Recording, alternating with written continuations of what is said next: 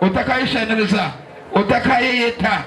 Ebi n'ebindi byagambwa omuhereza wa Ruhanga Apostle Abaikiriza orukwebembera Kiswahili Full Gospel Church obwagumizengwa hati erigenda hariho bana bingi bebishuba.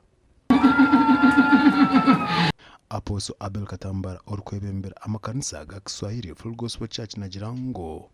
omuntu okumushabira n'okumuhereza omugisha ebyona tashemerire kuba nabishashura. Abantu bamwe abarukwiyita abahereza barahanga kandi bataru abarukuza kushabira abantu bakabanza babahereza sente abarukuza abantu baza kuza mu counseling bakabanza babashashuza abo tubantu tubahereza barahanga abo nibahereza enda zabo bundi na stani hati hano yo Kiswahili Full Gospel Church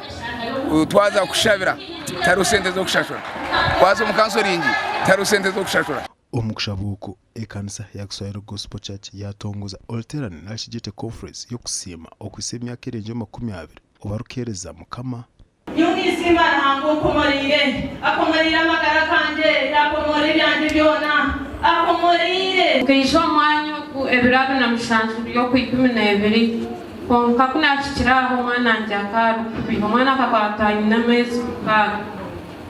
yatandika kurra ate shahezo mwana n'umwana ariyo naza kushita takujwara myenda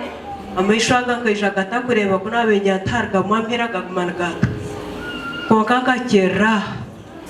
ntabwo nyabushangira habasya nimbagambira nyataharo Ruhanga nakiza eno nyowe amazima garw'imishugaro kanindi ya isashimwe hata ukarayigambira ryahani mukuru oti nubiha nwenasha nabanze yakurya mwenira kagizeri yangambira ngo namara kusaba kasindika yo murabe naterereze mbiza kuba busa ebitebe mbiza kubera busa n'emindi zibe busa ningendo kubagambira kace kuwabirika hari ya kituru omuntu barire bamutiriyo hati noyina kumwiyayo okugorota kashikanye no mbazi ubwo nabire nyine ngukomire na no mwisokeriana gahimo kantera hamusegu ngaruka nzatera amarandukirizwa akora tahuci ugambe bindaragambira abantu ngo be amweru hakora tahuci kuri munda umuturu kuri kashata ubwo naragaye arugaye ci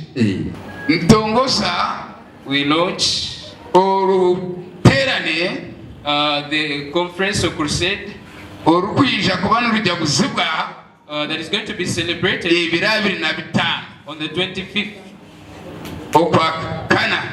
April turukwijuka as we celebrate okutandika kubuhereza bwa Kiswahili Full Gospel Church.